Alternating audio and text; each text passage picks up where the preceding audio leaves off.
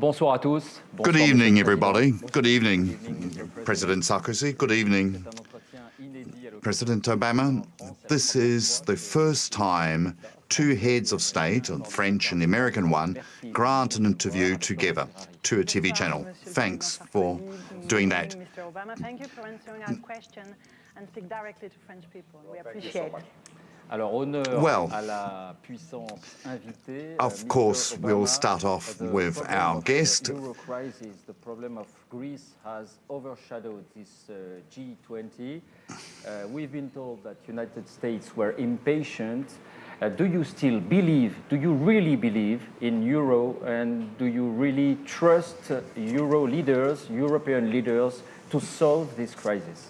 Well, first of all, I think it's important to know that the world economy is so connected now that what happens in Europe affects the United States. What happens in the United States affects Europe. We are all connected.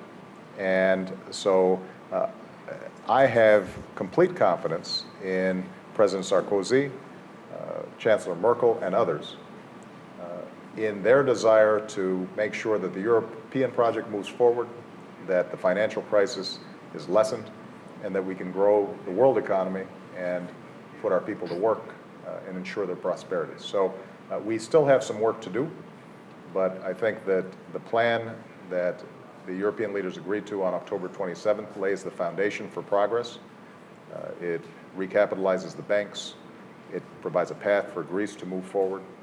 It focuses on how to build a firewall that assures markets that Europe stands behind the euro. Obviously, coordinating between so many countries is difficult, but as I said, I think there's been excellent leadership on the part of President Sarkozy, Chancellor Merkel, and others, and I believe they're determined to move forward. Justement, Monsieur le Président Sarkozy. Well, precisely, President Sarkozy. At the beginning of the week, the announcement that Greece was going to hold a referendum sparked a storm in Europe. Is the crisis over now? Is Greece going to remain within the Eurozone? And now we have Italy, which is also being engulfed by the turmoil. I totally share the viewpoint expressed by President Obama. We work as a team. No economy can pull out of this crisis alone. We work as a team with one objective: renew with growth, create jobs. We need the United States to perform well, and the United States needs a stable Europe. Is the crisis over? I would love to be able to answer your question. We've made a choice. We're going to tell the truth to different peoples in the world, to the French people, to the American people. We're doing everything we can to ensure that the crisis comes to an end, that trust is restored and stability is renewed. We've worked night and day on the problem of Greece. President Obama was kept informed minute after minute of what we're doing.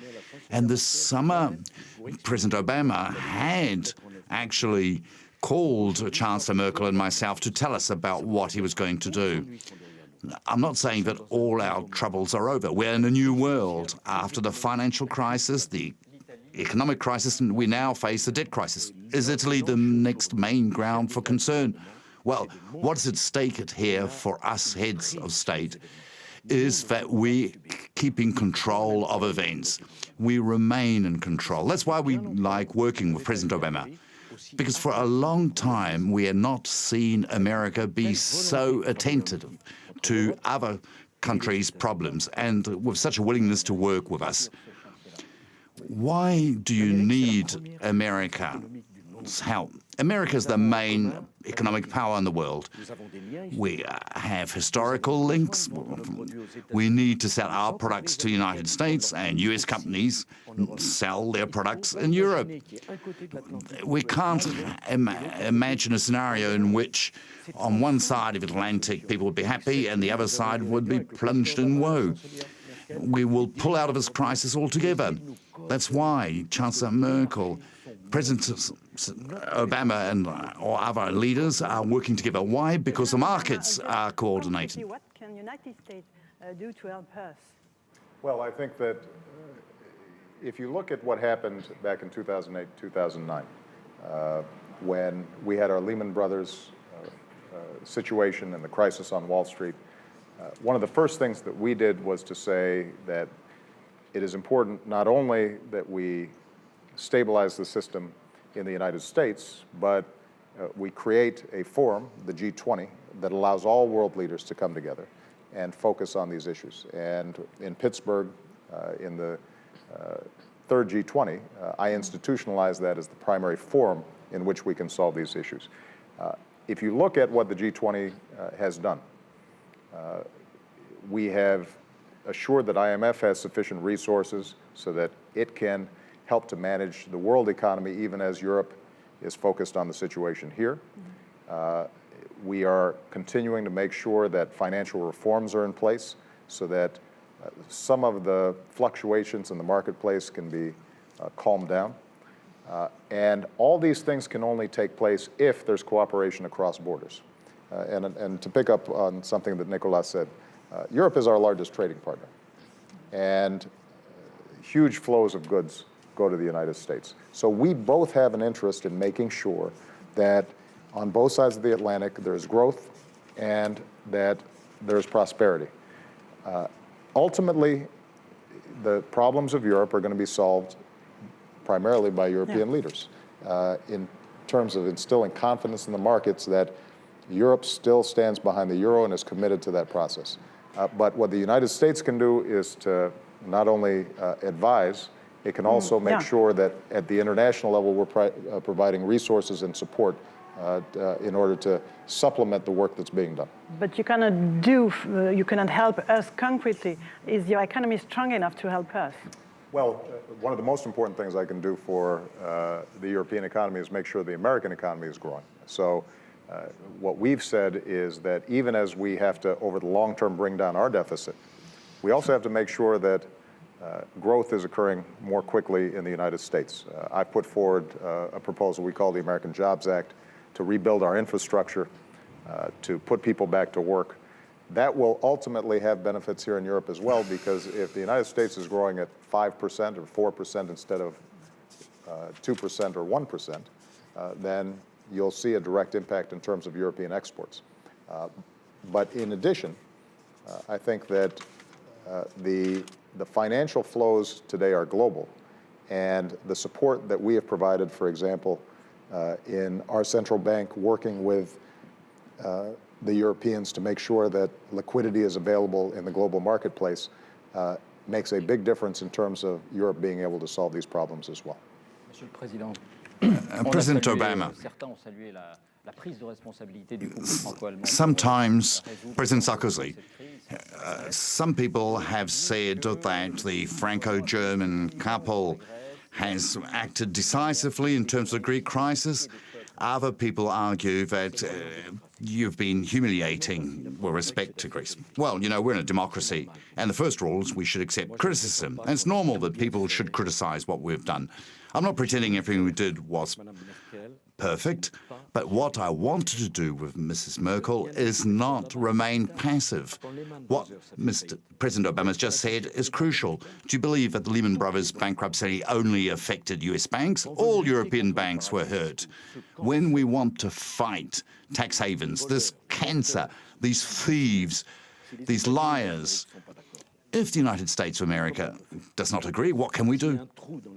If there's a breach in our setup, as you know, Barack in London helped France convince the other G20 members that tax havens, the list of tax havens, should be published in our final press release.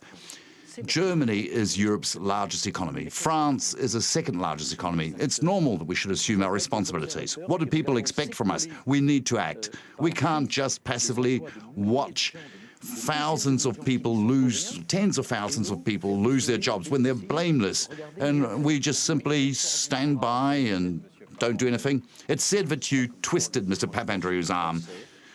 No, we told him, quite frankly, what we thought, i.e. holding a referendum without informing his partners beforehand was not good. Of course, the referendum is always a good idea, but the question should have been the real one. Do you want to remain in the Europe or not? Barack has seen how Europe operates. Yeah, being a member entails rights, but also duties. We can't tell German or French taxpayer that we need to give Greece money and have the Greek government say, no, your rules don't apply to us. I like Greece. I love Italy for all sorts of reasons, including familial ones. But you need some authority and you need rules. Otherwise, Europe will never work. And we want Europe to work. And we owe this to our American partners because they also need us to be stable. What do you think about the transaction, tax on transaction, financial transaction? Do you agree with President Sarkozy? Well, President Sarkozy and I think all of the G20 agree that financial institutions have to contribute and be responsible for the problems that have been caused, and that we've got to put safeguards in place to make sure that the kinds of crises that we've seen are handled properly. So President Sarkozy and I know some other European leaders have looked at a financial transaction tax. In the United States, we have a similar concept. We call it a financial responsibility tax. It's focused more directly on the banks as opposed to the transactions. But the principle that we share is that you can't have large financial institutions that are taking, in some cases, risky bets, taking reckless actions that end up having an enormous impact on American taxpayers, on French taxpayers, on ordinary citizens, and that those ordinary citizens are all bearing the costs while those who caused the problem don't have any responsibility. And I think it's going to be a series of steps, in terms of us looking at derivatives and these various financial products, in terms of dealing with tax havens, in making sure that banks are properly capitalized, in terms of discouraging risky behavior by financial institutions. All these things we've been building over the last several years since the crisis in 2008. We're not finished yet. And there does need to be coordination between countries in order for these things to be successful, because capital is now global. You can move hundreds of billions of dollars to the other side of the world in a second just by pressing a computer. And so part of our challenge is to make sure that in each of these G20s, we are helping to institutionalize the kinds of regulatory coordination that are required to make sure that there aren't too many loopholes or ways of wiggling out of these rules.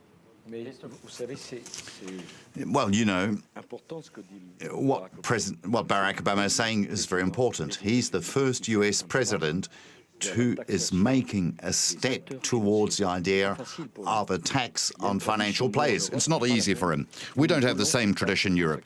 We want a Robin Hood tax in Europe. We talked about this on Thursday morning, and I'm grateful that President Obama is open to the idea of taxing financial players. They made the world run enormous risks. Until now, the United States' stance is not the one President Obama has just voiced. So he is open to the idea. It doesn't mean we're going to do the same thing, of course. But if in Europe we have taxes and a tax and nothing in the States, there'll be an imbalance. We need to coordinate. We don't agree on everything. We have different ideas as how to implement this idea, but we share the same determination to get financial players to pay for their responsibility. Months ago or years ago, we've been told that there was a little bit of irritation sometimes or misunderstanding. Today, do you have common interest, or can you say that you are close friends? Oh, I think that as a consequence of the work we've done together, Nicola and I have an excellent relationship. We always have.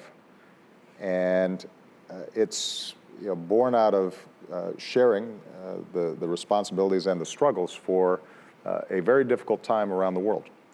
And I think Nicola has consistently been a partner who is open-minded, who's engaged, who's energetic, and whether it's the economic issues that we've been discussing or the security issues, he has been an invaluable partner. We would not have succeeded in Libya without Nicolas' leadership and NATO's leadership.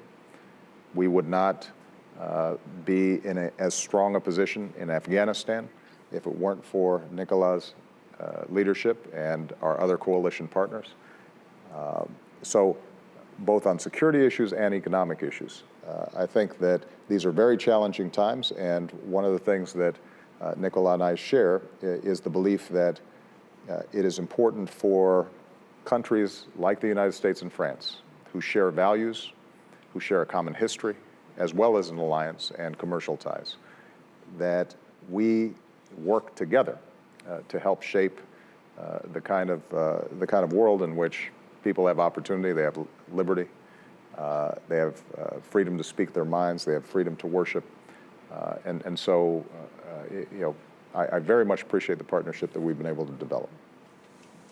Vous savez, moi, You know, je peux vous raconter une anecdote. I mean, I could tell you a little story here. I met Barack Obama well before he became president. Je peux même vous dire que je l'avais- I can je l'avais even demandé à tell you l'époque, that I'd c'était en asked him, I 2005, believe it was in 2005, est-ce que vous serez candidat? are you going to Il m'a run dit, for oh, president?